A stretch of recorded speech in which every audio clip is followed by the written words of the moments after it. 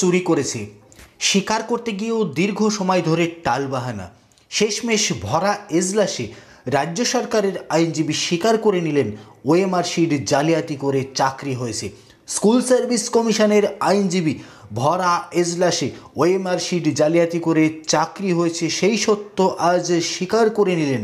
অর্থাৎ রাজ্য সরকার যে ওএমআর শিট জালিয়াতির সঙ্গে রাজ্য সরকারের একাধিক প্রভাবশালী জড়িত, রাজ্য সরকার এক্ষেত্রে দোষী, সেটাও একবার স্কুল সার্ভিস কমিশনের আইনজীবী আদালতে স্পষ্ট স্বীকার করে নিলেন।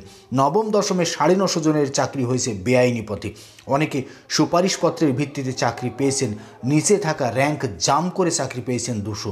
অনেকে আবার সুপারিশপত্র না পেয়েও বিদ্যালয়ে জয়েন করেছেন। প্রায় 800 জনকে সুপারিশের ভিত্তিতে চাকরি দেওয়া হয়েছে। সিবিআই আজ রিপোর্টে স্পষ্ট জানিয়েছে যে ওএমআর শিট জালিয়াতি করে চাকরি হয়েছে, সেটা স্বীকার করে নেওয়া হচ্ছে।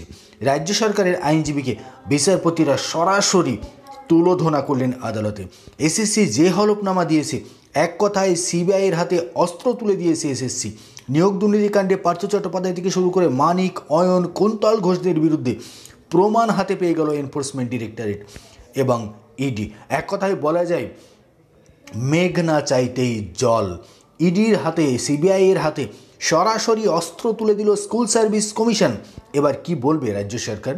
তাদের প্রতিনিধিরা পার্থ চট্টোপাধ্যায়, মানিক ভট্টাচার্যরা যে দুর্নীতি করেছে সেটা এক প্রকার এসএসসি হলফনামা দিয়ে স্বীকার করেই নিল। এবার ভরা এজলাসে মুখ পড়ল রাজ্য সরকারের।